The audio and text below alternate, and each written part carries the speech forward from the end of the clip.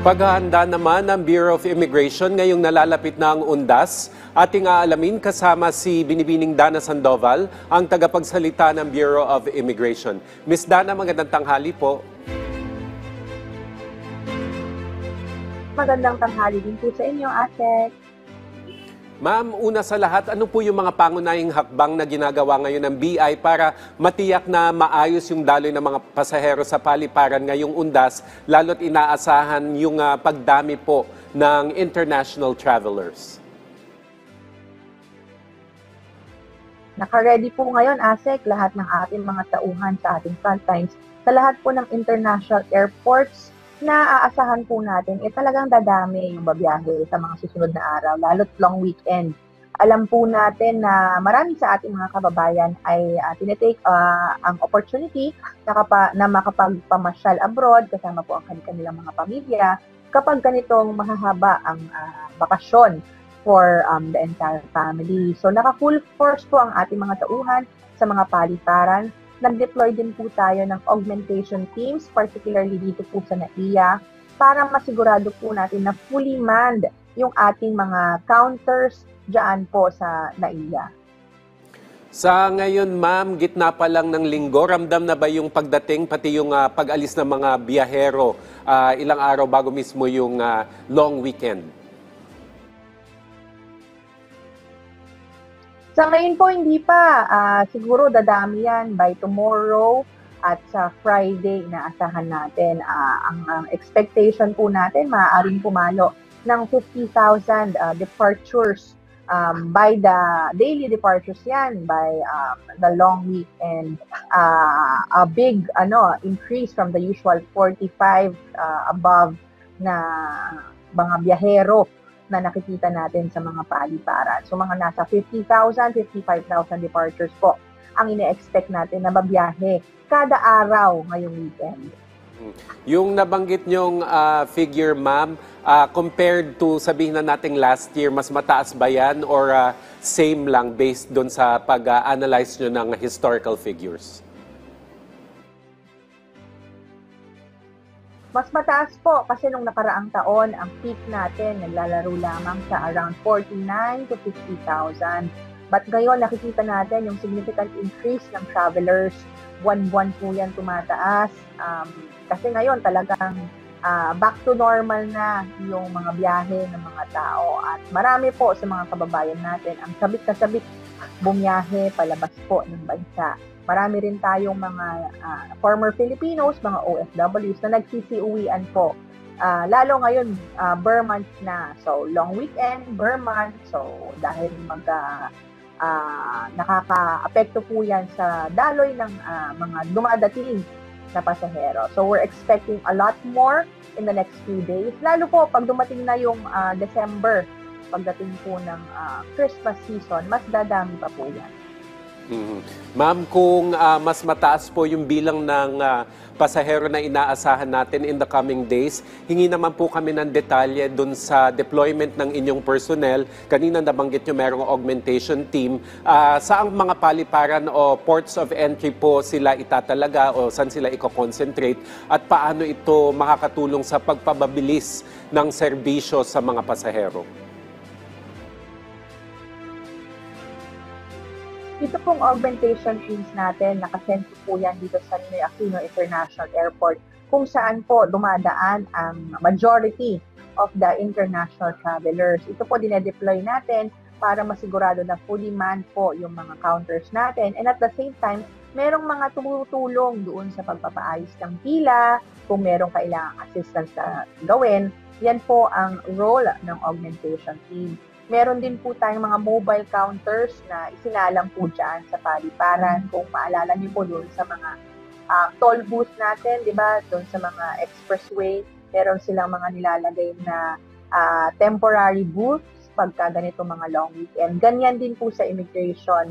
To maximize the area and maximize our personnel, meron din po tayong mga mobile counters that would help lessen the number of passengers being processed by the BI. Bukod po dyan, in the midterm naman, ang tinitingnan po natin is mag-hire tayo ng additional immigration officers. Meron din po tayo ngayong kasalukuyan na opening for new immigration officers na nandoon sa ating careers portal. Ito naman po ay ang deployment ay hindi lang po sa NAIA, but dun sa iba't ibang international airports all over the Philippines. Yan, nabanggit nyo ma'am yung pagdadagdag po o yung pagbubukas po ng more counters, pag-de-deploy ng more immigration officers, pati po yung mobile counters. Pero kasi sinasabi ng mga tao, kahit magdagdag tayo ng tao, yung pila rin talaga yung nagiging problema, hindi pa rin umuusad kahit bukas lahat ng counter. So, meron po ba kayong naisip na special arrangement or rapid response measures para talaga hindi maantala yung ating mga pasahero pagpila nila sa immigration counters? Yes, well, affect na rin po, inaasahan natin na magkakaroon talaga ng bahagyang pila doon sa ating mga paliparan dahil long weekend ngayon. So marami po talaga ang babiyahe. Pero ito po ay mananatiling manageable. Tumutulong po sa atin ang airport authorities. Malaki pong bagay na na-expand po ang areas natin. Diyan po sa NAIA Terminal 3 at ongoing po yung improvement sa NAIA Terminal 1 to expand the areas kasi kung yun lamang po ang space, talagang yun lang ang ilalagay natin tao. But malaking bagay yung expansion ng ating mga paliparan para mas marami pong ma-accommodate na tao at immigration officers for a more comfortable processing ng ating mga pasahero. Kasalukuyan din po, kinakabit na yung mga electronic gates from NNIC dyan po sa mga paliparan. Meron din po tayong mga electronic gates pa na nakatalaga dyan po sa mga paliparan po natin sa arrival area. So it will also lessen, kaya ini-encourage po natin yung mga kababayan natin to take advantage of the electronic gates. Mas mabilis po ito from the usual 45 seconds kada tao na ginagawa po for processing ng manual counters po natin. Kaya po yung pababain ng 8 seconds kapag gumamit po tayo ng electronic gates. That's why we are encouraging yung mga kababayan po natin. Kasi sometimes may mga kababayan po tayo na parang ilap sa teknolohiya. Pero try po natin. It's very easy, it's very convenient. At mas mapapabilis po ang ating pagpila. Siyempre ma'am, isang aspeto yung pagpapabilis ng proseso. Pero kung mapapabilis natin yung proseso, paano naman natin matitiyak na mananatiling mahigpit pa rin yung screening process, lalo na doon sa mga papalabas? Kasi baka naman samantalahin pa rin ito ng human traffickers, lalo't peak travel season talaga. Yes, yun po ang gusto nating ingatan na yung mga masasamang loob ay samantalahin po itong holiday rush at yung mga trafficking victims po ay subukang paalisin during this period para hindi halata na sila po ay illegal na umaalis o magtrabaho abroad. Yung ating pong measures are in place already. We have the iProbes po na siyang grupo or team natin na nagbabantay po doon sa mga possible na mga biktima of human trafficking. Nakalatag na rin po yung Advanced Passenger Information System natin for our arriving passengers upang masala na itong mga dumadating na foreign nationals dito po sa Pilipinas. Bago pa man po sila mag-land, nakamonitor na po ang mga tauhan natin dito po sa movements nitong dumadating ng mga passengers or mga suspects na nakikitaan natin ng suspicious activities or suspicious travel patterns.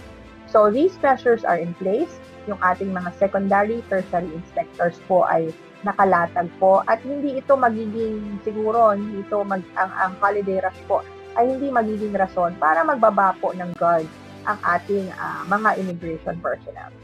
Ayan, Ma'am Dana, nabahagi niyo po yung mga gagawin po ng Bureau of Immigration para maging komportable at mabilis po yung experience sa ating mga pasahero sa mga airport.